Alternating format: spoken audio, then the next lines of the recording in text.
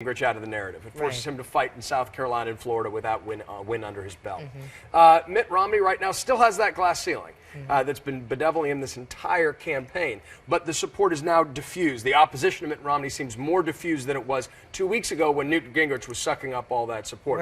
But Ron Paul has an independent base of support. His folks are not fickle. They are not going anywhere. They are true believers, and I believe they're outside the stereotype of Ron Paul supporters, particularly in Iowa. Well, you touched on this because you talked about how ardent his supporters are, how emphatic they are. I mean, you just look at his ground game in Iowa. I mean, he has run not a year-and-a-half campaign like a lot of people, but a 5-year campaign because his supporters never left. They continued knocking on doors, and in a sense, Ron Paul never left. You know, now having said that, you've spent some time in Iowa, and you know, Ron Paul's supporters. You know, if you read the media reports, they're college students who want to legalize pot. But you saw something different there. I did. I don't think they deserve to be stereotyped that narrowly.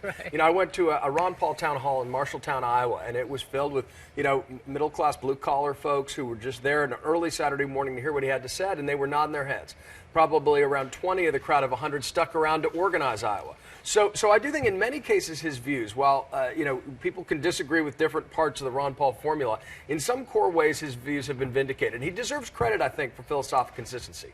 He was making these points when it was very unpopular during the Bush years.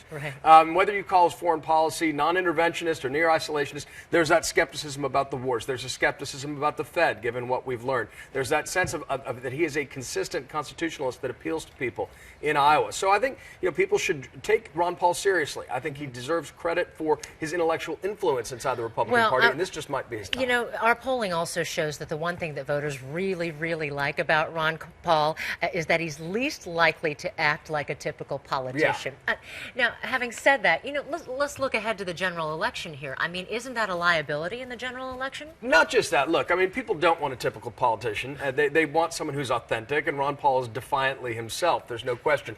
But the question of Ron Paul being a general election nominee, that's where things get a little more dicey. You know, I think, you know, the chances of an upset in Iowa are, I don't know if they're as strong as Nate Silver says, but they should not be counted out.